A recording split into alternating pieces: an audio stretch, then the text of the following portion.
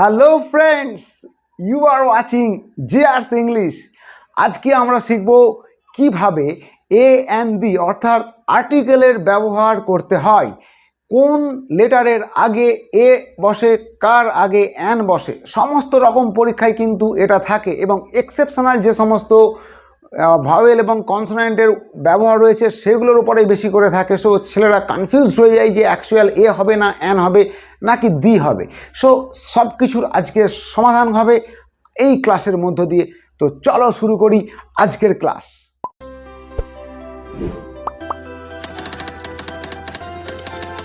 So friends, আমরা জানি সকলেই যে ইংলিশে মোট 26টি লেটার রয়েছে এবং তার মধ্যে 5টি হলো ভাওয়েল এবং বাকিগুলো হলো কনসোনেন্ট। সো 5টি ভাওয়েল কি কি?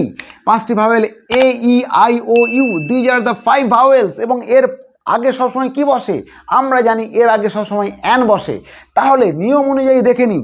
বয় আছে তার মানে এ বসবে, বল আছে এ বসবে, আর আছে এ বসবে, আর at, a bat, a cat, সবগুলোই এ বসবে কারণ অল আর কনসোনেন্ট।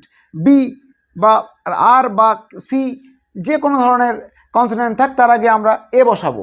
এবং আমরা এটাও জানি যে ভাওয়েল যেগুলো আছে এ ই আই ও ইউ তার আগে কিন্তু অ্যান বসবে। তাহলে সেই হিসেব অনুযায়ী ইউনিয়নের আগে অ্যান বসবে, ইউনিভার্সিটির আগে অ্যান বসবে, ইউনিকের আগে অ্যান বসবে, 1 রুপি এর আগে অ্যান বসবে, ইউরোপিয়ান এর আগে অ্যান বসবে। এটা আমরা সকলেই জানি যে যেহেতু ইউ বা ও বা ই এগুলো সব ভাওয়েল তার মানে তার আগে সব অ্যান বসবে। বাট এটা কি সঠিক? না, এটা কিন্তু ঠিক হয়নি। আচ্ছা, তারপরে আরও একটা দেখে নিই। দেখো এখানে ইউর আগে অ্যান বসেছি, এখানে ইউ আছে তার মানে অ্যান আমব্রেলা হবে, ও আছে তার মানে অ্যান অরেঞ্জ হবে, ইগল আছে অ্যান ইগল হবে। এগুলো সব ভাওয়েল, সো সকলের আগে অ্যান বসবে। যদি এটাই আমাদের কনসেপ্ট হয় তাহলে কিন্তু কনসেপ্টটা রং। সো অ্যাকচুয়াল কনসেপ্ট কি? অ্যাকচুয়াল কনসেপ্টটা এবারে আমরা দেখব। এই এ ই আই ও ইউ এই 5টি ভাওয়েল থাকলেও কিন্তু সব জায়গায় অ্যান বসবে না। কেন বসবে না? কারণ এখানে কনসেপ্টটাকে আমাদের fact, what is the fact, actual fact এবারে আমাদের জানতে হবে। ফ্যাক্ট হলো এটাই যে vowel A E I O u হলেই যথেষ্ট নয়, দ্যাট নট সাফিসিয়েন্ট। তাহলে সাফিসিয়েন্টটা কি? What is the actual fact, what is the actual rule? রুলটা হলো যে এখানে আমাকে সাউন্ড ফলো করতে হবে। কি ফলো করতে হবে? সাউন্ড, শব্দ। কি শব্দটা বেরিয়ে আসছে? What is the sound? কি শব্দটা বেরিয়ে আসছে আমাদেরকে? ভাওয়েল সাউন্ডগুলো আমাদেরকে কি কি জানতে হবে আগে। What is the sounds of vowel? ভাওয়েলের সাউন্ডসগুলো কি? ভাওয়েলের সাউন্ডসগুলো কিন্তু হলো অ, আ, ই, এ। These are the 4 sounds of vowel. এই 4টা সাউন্ড কিন্তু মাস্ট থাকতে হবে। ভাওয়েল সাউন্ড হলো অ, আ, ই, এ। This is the fact actually. এই সাউন্ড থাকলেই কিন্তু আমরা তার আগে অ্যান বসাবো, সেটা কনসোনেন্ট হোক অর ভাওয়েল হোক। Vowel consonant, that's not the matter. The matter is if we get these sounds then we definitely write an before the word. কি? অ, আ, ই, এ, দিজ আর দ্য 4 সাউন্ডস। তাহলে আমরা দেখে নিচ্ছি। ইউনিয়ন, ইউর আগে কি আমরা অ, আ, ই, এ পেয়েছি? পাইনি। তাহলে আমাদের অ্যান হবে না, এখানে হবে এ। ইউনিভার্সিটি, ইউ এখানে কিন্তু শব্দ নেই, অ, আ, ই, এ, তার মানে এখানেও কিন্তু অ্যান হবে না, হবে এ। যদিও এটা ভাওয়েল কিন্তু এর সাউন্ড আমরা পাইনি, অ, আ, ই, এ। এরপরে দেখো ইউনিক, ইউ তার মানে অ্যান হবে না, এ হবে। ওয়ান, ওয়ান আমি বলেছি অ, আ, ই, এ, এখানে ওয়ান আছে তার মানে অ, আ, ই, এ নেই, তার মানে এখানেও কিন্তু অ্যান হবে না, হবে এ। দেখো আবার ইউরোপিয়ান, ইউ তার মানে এখানে অ, আ, ই, এ নেই, ইউ হচ্ছে, তার মানে আমাদের এখানে অ্যান হবে না, হবে এ। দিজ আর ভাওয়েলস, বাট তার আগে কিন্তু আমরা কি লিখলাম? এ লিখলাম, কারণ আমরা সাউন্ডস পাইনি, ভাওয়েল সাউন্ডস পাইনি, সেই জন্য আমরা এ লিখেছি। আবার দেখো এখানে আমব্রেলা, ইউ আছে কিন্তু উচ্চারণ কি হচ্ছে?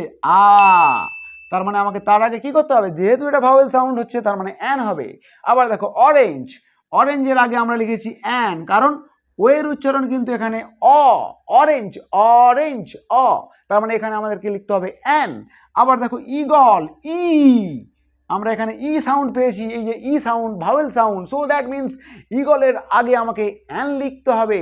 এভাবে যদি অ্যাব্রিভিয়েশনগুলো থাকে, যেমন ধরো এসপি ড্যাশ এসপি লেখা আছে, শুরু হচ্ছে কি S, a sound, A sound, that means এই যে এ ভাওয়েল সাউন্ড, তার মানে এসটা কনসোনেন্ট হওয়া সত্ত্বেও কিন্তু এর আগে আমরা লিখবো অ্যান। আবার দেখো লেখা আছে এম এল এ, এম এল এ, তার আগে কি হবে এম, আমরা সাউন্ডটা ফলো করব, এম এ, তার মানে এ sound, that means this is the vowel sound, so we have to write an before M L A, an M L A. এভাবে আমরা লিখব এমবিবিএস, এমবিবিএস, তার আগেও কিন্তু আমাদের কি হবে অ্যান হবে। তার মানে আমরা শুধু কনসোনেন্টের আগে এ লিখবো আর ভাওয়েলের আগে অ্যান লিখবো। This concept is totally wrong. We have to follow the sounds of the vowels. ভাওয়েলের সাউন্ডটাকে আমাকে ফলো করতে হবে, অর্থাৎ অ আ ই এ, these are the 4 sounds if we get, তখন আমরা লিখবো অ্যান। আর যদি এই সাউন্ডস আমরা না পাই তাহলে আমরা লিখবো a, whether it is vowel or consonant, that's not the matter. So I think তোমাদের আজকে কিন্তু এই এ আর অ্যানের টোটাল কনসেপ্ট ক্লিয়ার হয়েছে। এরপরে আর কিন্তু কোনো সমস্যা হবে না, অ্যানের কনফিউশন থাকবে না, কারণ টোটালি সলভ হয়ে গেছে। আমাদের মনে রাখতে হবে 4টা ভাওয়েল সাউন্ড অ আ ই এ যেখানেই পাবো তার আগে আমরা অ্যান লিখবো, আর এই সাউন্ড না পেলে সেটা ভাওয়েল হোক বা কনসোনেন্ট হোক তার আগে কিন্তু আমরা এ লিখবো। So clear? চলো দেখে নেবো এবার দা এর ব্যবহার কিভাবে করতে হয়।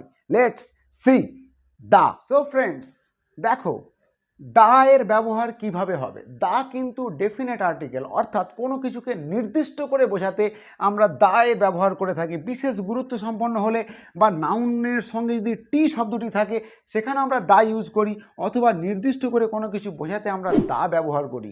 যেমন আমি যদি কোনো একটি বইয়ের কথা বলি, যে একটি বই যেটা আমার ফ্রেন্ড আমাকে একটা গিফট করেছিল, তাহলে আমি কিন্তু তার আগে দ্য বুক, বইটি, যে বইটি আমাকে দিয়েছিল। আবার আমি বলতে পারি আ বুক, একটি বই, এটির কোনো নির্দিষ্ট হবে না, যে কোনো বই হতে পারে। সো নির্দিষ্ট করে বা কোনো গুরুত্বপূর্ণ জিনিস বা একটি মাত্র মানে টি আছে সেই নাউনের সঙ্গে যোগ হয়ে এমন কিছু থাকলে সেগুলোর ক্ষেত্রে কিন্তু আমরা দা লিখব। তবে আরও কিছু নিয়ম আছে যেগুলো কোনগুলোর ক্ষেত্রে আমরা দা লিখব না আর কোথায় লিখব। আগে কোথায় লিখব না, যেমন দেশের নাম আছে, তাহলে কি আমরা দা লিখব? দা ইন্ডিয়া, দা চায়না, এরকম কিন্তু আমরা লিখব না।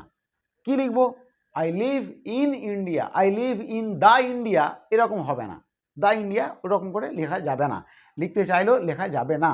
আবার দেখো ভাষার ক্ষেত্রে যদি ল্যাঙ্গুয়েজ, ইংলিশ বা বাংলা বা উর্দু বা Tamil, Telugu, any type of ল্যাঙ্গুয়েজে আছে, এখানে আমরা জানি বিভিন্ন ধরনের ভাষায় মানুষ কথা বলে।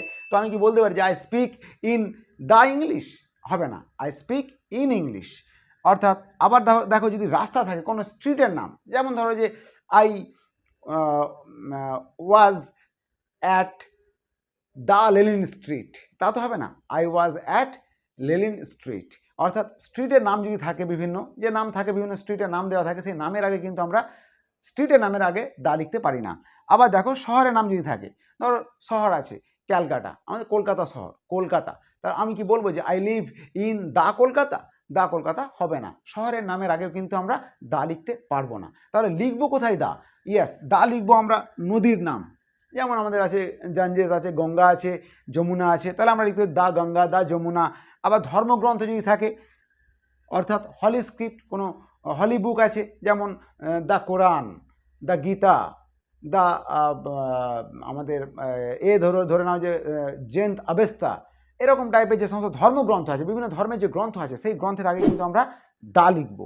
আবার কোথায় লিখবো? খবরের কাগজ, আমরা যে ডেলি নিউজ পেপার যেগুলো আমাদের বেরোয়, যেগুলো আমরা পড়ি, the Statesman, the Telegraph, the Anandabazar, the Bartaman. অর্থাৎ আমাদেরকে কিন্তু খবরের কাগজের নাম যদি থাকে, my father reads the Anandabazar paper বা আনন্দবাজার পত্রিকা, my father reads the Statesman, not only একটা নাম। টেলিগ্রাফ শুধু লিখলে হবে না, the Telegraph, I read everyday the Telegraph paper. So এই যে খবরের কাগজের নাম হলে তার আগে আমাদের দা লিখতে হয়। আবার দেখো যদি থাকে প্রাকৃতিক জিনিস, যেগুলো একটি করে আছে, যেমন ধরো আকাশে চাঁদ আছে, তাহলে দ্য মুন, সূর্য আছে, দ্য সান, অর্থাৎ এরকম একটি করে যদি থাকে তখন তার আগে কিন্তু আমাকে দা লিখতে হবে। আবার দেখো স্থাপত্য, বিভিন্ন ধরনের যে মনুমেন্ট আছে, যে আমাদের ভারতবর্ষে বহু মনুমেন্ট আছে এরকম, যেমন তাজমহল, তাজমহলের আগে কিন্তু আমরা লিখব দ্য তাজমহল, দ্য কুতুব মিনার, এরকম the Lal Qila, red fort. So এরকম ধরনের আমাদের যে স্থাপত্য রয়েছে সেই স্থাপত্যের আগে কিন্তু দা লিখব।